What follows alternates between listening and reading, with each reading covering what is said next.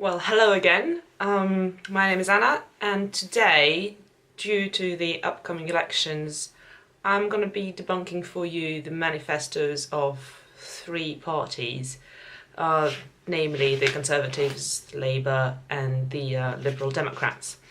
So, obviously, let me start with the same disclaimer that I did last time. I'm not a member of any party, I'm not going to vote. Although in this video I'm going to give some of my comments on some of the matters and the issues from an outsider perspective. So if you don't agree with them, well, I guess leave a comment and we can debate it down in the comment section. Let me reiterate that the elections are going to be next Thursday, so that's why I feel like I think this would probably help you if you have not made your mind up yet. Let me start with the Conservatives manifesto. So they have, in the Conservative manifesto, there are five sections, and I think the most important one and the most interesting one would be the one dealing with the economy. So obviously I'm not going to go in detail through every suggestion they make. I'm going to try and pick out the most interesting ones, the most controversial ones, or whichever I personally find interesting. That's why it's a bit biased, but I've tried to make it as interesting as possible. So coming back to the economy, I took three ideas they suggest and they offer. Number one, they want to lower taxes.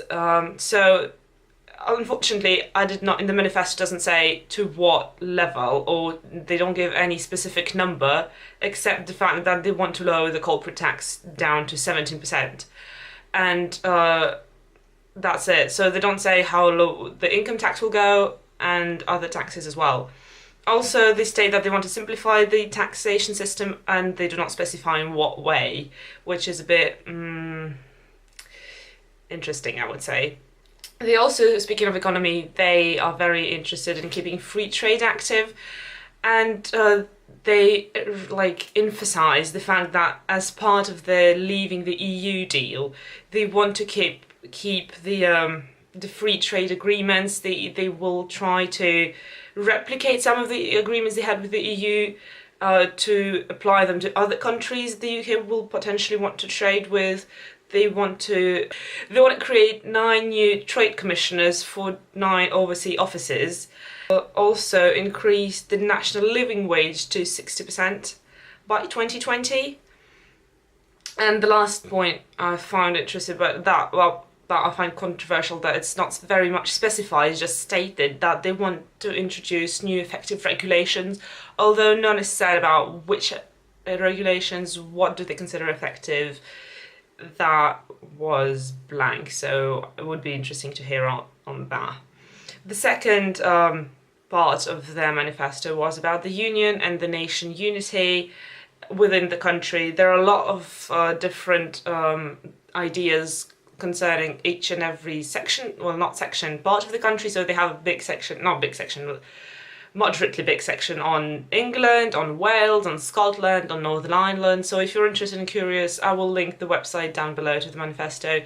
Go have a look. But what I found interesting in this part is that the Conservatives want to create a shared prosperity fund, and the money in that fund will come from what is quoting money back after leaving the EU. So apparently, I have no idea how this is going to work. Either they're expecting to get money from the EU or not very explicit, unfortunately. So yeah, that they want a prosperity fund and that money will be allocated to the 4 different parts of the country. Number 2 is they want to keep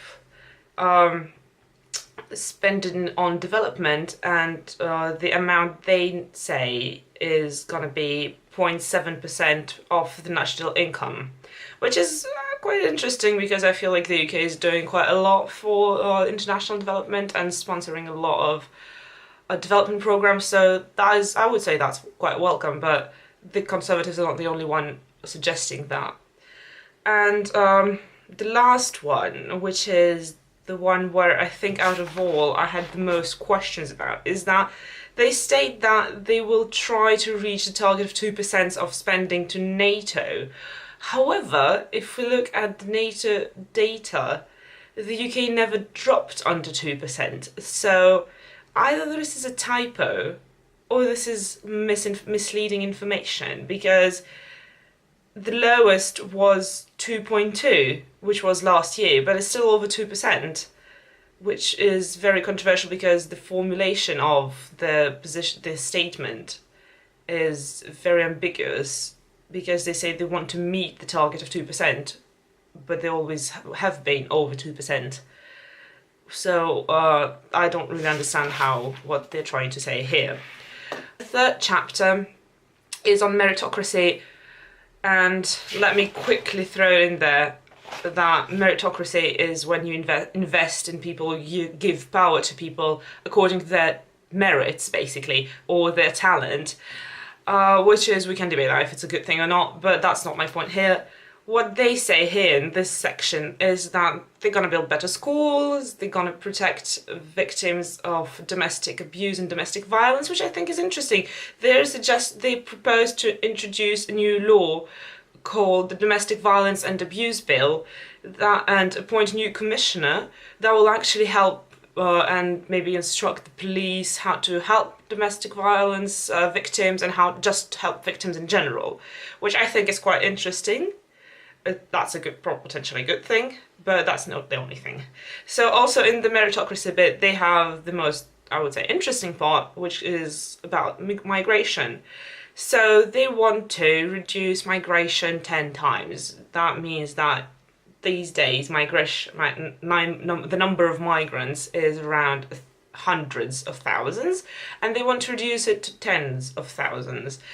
To do that, they want to introduce new regulations, obviously, to increase the threshold for sponsors of family visas. That will make family reunion in the UK quite difficult. So I suppose that will mean that some families will not be able to reunite here because they will not be able to pass that threshold, which I feel is a wrong thing to do with families. I would understand it with migrants in general, but not with families. But okay, that's just my opinion, let's not go there. They want to toughen the visa requirements for students. That was interesting. And they want also to make sure that students leave after their course, which is understandable, but then not... It's interesting because, in a sense, you want to keep bringing international students into the UK because, obviously, as an international student, the fees are extremely high. It's incredibly high. So you technically want to bring them in, get the cash on the money, obviously give them a good education that the UK is famous for, but then make them leave, which is, I don't know, this feels controversial to me. Make your opinion on that. I'm not gonna say anything else. Also, so if students want to stay, they will obviously have to obtain the right to work in the UK, and the Conservatives suggest to higher the requirements for getting the allowance to work in, no, not to get the allowance. The Conservatives want to higher the requirements to you being allowed to work in the UK, which makes it harder for students to get a job, especially overseas students. And they do not specify how this will be applied to EU students, because for now we have the right to work here, but nobody knows what's going to happen next if the Conservatives win, which is a bit scary actually. But okay, let's move to the next chapter, next part in the manifesto, which is generation contact. So what do they want to do in this section? They talk about state pension, increasing it, and also possible retirement age review. That's what they talk about in this section. They also talk about a better healthcare system. They name a number. They say they want to invest in the NHS around £8 billion over 5 years. So that's one thing. And the other is that they will try to keep the staff that is already in the NHS that came from the EU and is qualified medical workers. They will try to negotiate for them to stay and continue working here, which I guess is good news. Also here they talk about housing, and they say that by 2022 they want to build 1 million new homes. I guess it's council housing, so that's what's gonna go on. And the last section, I'm sorry, I'm constantly looking at my notes, so I'm sure that I'm saying the right information. They're saying is cybersecurity. So they want to introduce into Parliament a new data protection law. They want to introduce more digital governance. That means that you will be able to do more council-related, more like government-related issues will be online, so you could apply potentially for government services online, which is obviously, I think it's an interesting thing. And also they plan to invest in cybersecurity. The number was £1.9 billion to invest into cybersecurity. I think if we speak about the data protection law, they say it will be protection mostly for minors from violence or age-inappropriate content.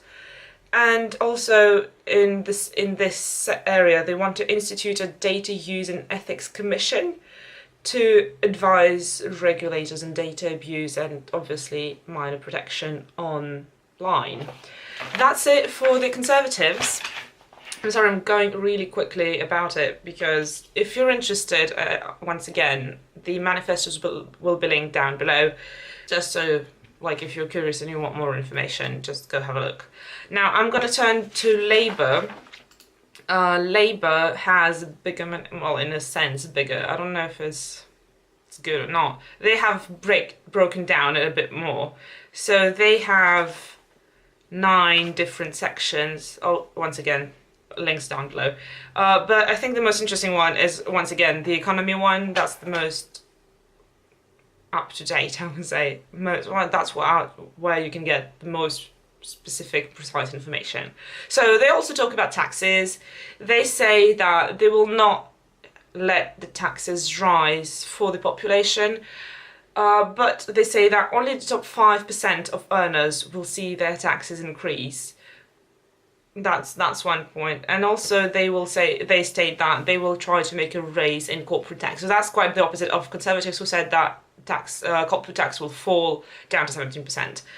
They also speak about infrastructure investments, and in that aspect they want to create a National Transformation Fund with £250 billion to spend over 10 years to upgrade the economy. Technically, one of the examples they give is to build a high-speed tube, which will link London through the country to Manchester and to Scotland further on, which is an interesting project if you ask me. Number 3 in the economy is that they say they talk quite a lot about industry. They talk about renewable energy, so they want at some point to bring the usage of renewable and zero carbon energy to 60%. So obviously more solar panels, less fuel, that would be interesting for the environment. Also, they talk a lot about sustainable energy to keep the household bills lower than £1,000 per household. That might be interesting. So section 2 for them is Brexit. I'm not going to talk about it because I talked about it in my previous videos. It's going to be here somewhere if you're curious about it. Section 3 for Labour was education. Here they want to reverse the cuts the Conservatives made.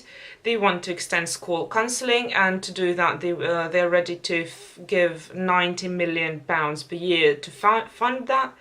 And also they want to bring back maintenance grants and abolish tuition fee, which sounds interesting. I don't know if that is a good idea. It might be a good idea, who knows? But that's what they want to do in general.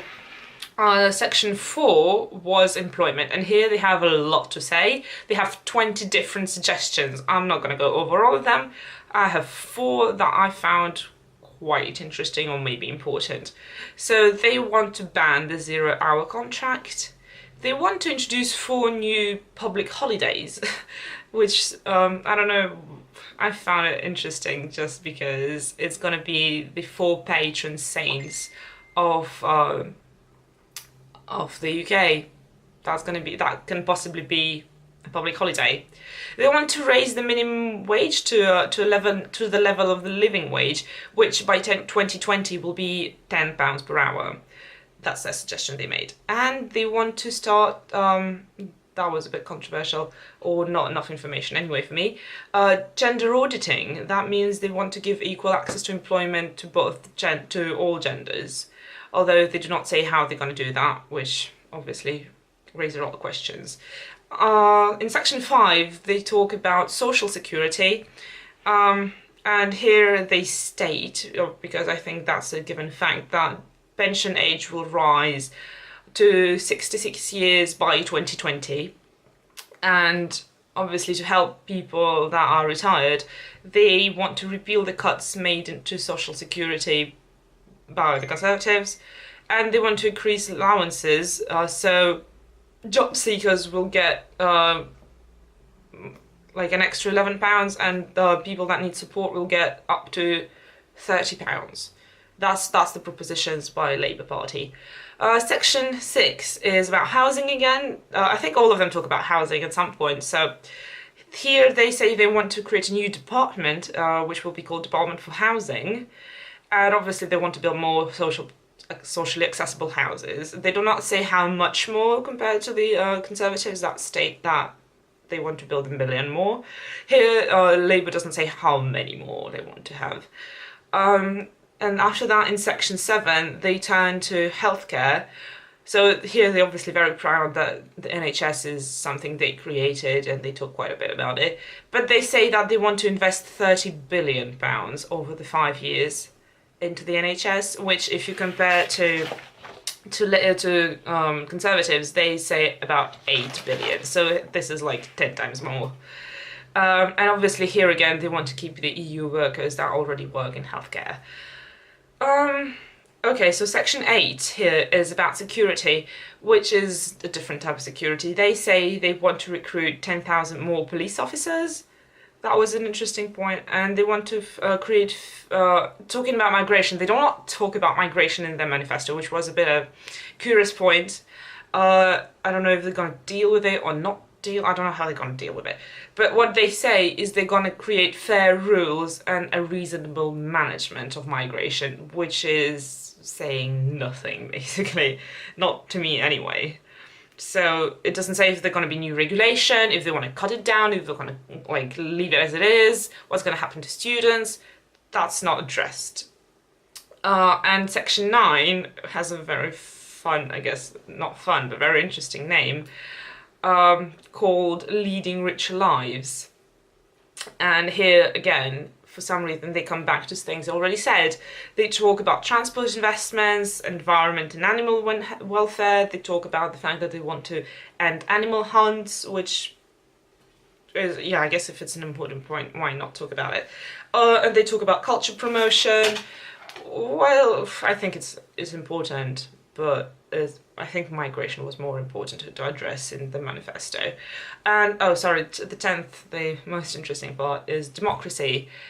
That is what I find, that what made Labour manifesto stand out for me, is that they want to call a constitutional convention to review and propose amendments. And I think the two most interesting ones they want to do is, number one, is reduce the size of the House of Lords. For some, well, I guess, might be fair, might be not. That's not for me, that's for the convention to decide. And number two, I think that was quite possibly revolutionary, is to elect the second chamber, basically. That's how they phrase it. But they want to introduce elections for the House of Lords, I guess. That's it for Labour. And now if we turn to the last party I'm going to talk about here, the Liberal Democrats. They have, again, 9 sections. Sorry, the Labour had 10. Here there's 9. Actually, the Liberal Democrats have quite short manifesto, because it's like 40 seconds videos and like 3 proposals per topic. So I'm going to go through that and give you an overview of that. So the first section was Europe. Okay, so what they want and what they say is that once they negotiate the deal, sorry, they will let the people of Great Britain, of the UK, decide. So obviously they will want to hold a new referendum and give a final say to the British people. They want also to keep the single market and the custom union, to keep trade going on with the EU. And obviously they want to protect the rights of the EU and UK citizen living abroad, which is quite a good thing. Also in the video they have, it's quite controversial because they say something they mention quite briefly, and that's my issue that the videos are so short, is that they mention a revote on Brexit. I don't know if you can do that, if it's right to talk about it, if you can't. But that's what they say, that if they don't and maybe it's a revote on the deal. That's not really specified. Because what they say is that, well, we're going to try, once we have the deal, we're going to let the people vote on it, and if they're not happy, they have the right to revote. So that's interesting, tricky, not really well specified. Section 2 is, again, the most interesting one for me, is the economy. So they want to invest in businesses, create new jobs, control national debt, and double innovation and research spendings. So that's very vague for me. That's quite vague for me. So in healthcare, they want to invest £6 billion in the NHS, in social care, mental health, primary care, like all care, which is less than the Conservatives and way less than Labour. So here, if you're interested in the NHS, obviously Labour is going to invest like 30 billion. Here, the Liberal Democrats talk about £6 billion. They do not say anything about the EU workers that are already working here, so that's also an interesting point I might want to address. Section 4 is education. Here they say, not much again, but they say they want to invest £7.5 billion into new schools, into the education system in general, and they want to raise the early year pupil premium to £1,000. Section 5, families and communities. Here again, housing. So they say that by 2020 they will have built 300,000 new houses, which is less than the Conservatives want to do, and obviously Labour doesn't say how much they want to build. They want to extend free childcare to children up to 10 years old, and that's an interesting one. They say that 16 to 21 years old should get a 2/3 bus discounts, fair travel, why not? Section 6 is the environment. Here they want to cut air pollution, they want to raise the usage of green electricity up to 60% by 2030, which resonating with Labour. And they want to re-insulate 4 million properties by 2020. I think that's also a very interesting point. That's actually a very specific point because this point is not made by Labour or by Conservatives. Section 7 is about rights. So they want to oppose the leave of the EU Human Rights Council. They want to invest £300 million per year into the police force. And they want to offer, here that's an interesting one, because here they're very, very specific about their numbers, because this point touches upon immigration. So what they say is they want to offer refuge to 50,000 Syrians and 3,000 unaccompanied children. These are very specific numbers, a very specific nationality again. That's interesting. I don't know how they came up with those numbers. That's very specific to me. I would be curious to see why. I like the fact that they are ready to give refuge to children, unaccompanied children that might have lost their parents. I think that's a good point. Are these 3,000 children comprised in the 50,000 Syrians or not? That's not stated. That's not specified. Question mark for me. Section 8 for them was international affairs. Here again they use the 0.7% of aid to reduce poverty in the world. That's the same number that I think Labour gave the same number. I'm sorry if I didn't state that, and obviously Conservatives. So I think that's the point everyone agrees on. It's going to be 0.7% of national income that will go to development and to international help. And another point they make is that they will control arms export to countries which have a poor human rights support. Yeah, that's a point that no other party made. And obviously, the last point they make into this international affairs section is this party will cooperate against nationalism and isolationism, which might be also, that's no other party brought that up. Last section here is the section of political reform. Once again, that's also very interesting because these reforms are quite different to what Labour is proposing. So Liberal Democrats are willing to give 16 and 17 years old the right to vote. That's debatable if it's a good or bad thing, but it's interesting. Nobody did that before, and actually if they manage to do that, I think they will be the first one. UK will be the only country where 16 and 17 years old can vote, if I'm right. I might be wrong. Also, they want to change the system. They want to make it not a majoritarian vote, but a proportional representation. So I guess it will be the more people you have living in your constituency, the more chances, the more percentage you can get. Again, here you have different ways to calculate the proportion. I'm not going to go into that because that is like a full-on half an hour other lecture on how you can do that and how that works. So yeah, that's their last point. Yeah, I would say if you're interested in electoral systems and majoritarian proportional, let me know, give this video a thumbs up and leave a comment about that, and I can talk about it and explain the difference and how it might potentially work here in the UK. Other than that, I hope that I was helpful. I hope you found it interesting and that helped you make your mind. As the last words, I would say please do go vote. It doesn't really matter whom. I mean, yeah, it does. Sorry, it does. It does matter for whom you vote. But every vote counts, and as somebody coming from outside, I would say it is important. So please don't sit home on Thursday. Please go vote. Thank you for watching. Bye.